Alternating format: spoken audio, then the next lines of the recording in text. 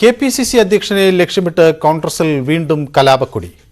MK. Raghavan പിന്തുണയുമായി എത്തിയ K. Muraleedharan MP വിമർശനങ്ങൾ അച്ചടക്ക ലംഘനമല്ലെന്നും തനിക്കും നേതൃത്വത്തോട് വിയോജിപ്പുണ്ടെന്നും പരസ്യമാക്കി. എന്നാൽ പൊതുവേദിയിൽ വിമർശനങ്ങൾ ശരിയായില്ലെന്ന് ആയിരുന്നു KC വേണുഗോപാലിന്റെ പ്രതികരണം. ആരും ഒന്നും പറയാൻ തയ്യാറില്ല.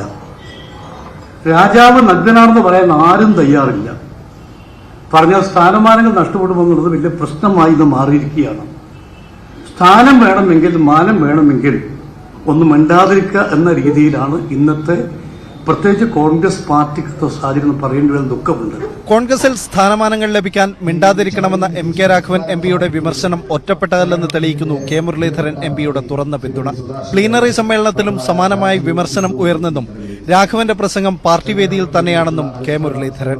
അനർഹർ നോമിനേഷനിലൂടെ കടന്നുകയറുന്നുവെന്നും പരസ്പരം ചർച്ച നടക്കുന്നില്ലെന്നും കെ. മുരളീധരൻ കുറ്റപ്പെടുത്തി. KPCC അധ്യക്ഷൻ ഉടൻ രാഷ്ട്രീയകാര്യ സമിതി വിളിക്കണം. ഇല്ല, ഗൂഢലക്ഷ്യം എന്താണ് പ്രസിഡന്റിനോട് നിങ്ങൾ നേരിട്ട് ചോദിക്കുന്നതാണ് നല്ലത്. ഞാൻ അതിനെക്കുറിച്ച് ഇപ്പോൾ അഭിപ്രായം പറയുന്നു. അത് മൊത്തത്തിൽ പല സംശയങ്ങളും ഉണ്ട് പല പ്രവർത്തകർക്കും. അത് പലരും പല രീതിയിൽ പ്രകടിപ്പിക്കുന്നു മാത്രം. പിന്നെ ഞാൻ പ്രകടിപ്പിച്ചാൽ വിവാദമാകുന്നുള്ളതുകൊണ്ട് ഞാനൊന്നും പറയുന്നില്ല. മിണ്ടാതിരുന്നാൽ കുറച്ചുകൂടെ ഒരു ഗ്രേസ് മാർക്ക് കിട്ടും. രാഘവന് പാർട്ടിക്കകത്ത് തന്നെ വിമർശനങ്ങൾ ഉന്നയിക്കാൻ അവസരമുണ്ടായിരുന്നെന്നും ചർച്ചകൾ പുറത്തു പറയുന്നത് ശരിയല്ലെന്നും KC വേണുഗോപാലിന്റെ മറുപടി. പൊതുമധ്യത്തിൽ അഭിപ്രായങ്ങൾ പറയുന്നത് പാർട്ടിയെ നല്ല രീതിയിൽ മുന്നോട്ട് കൊണ്ടുപോകാൻ സഹായകരമാക്കില്ല.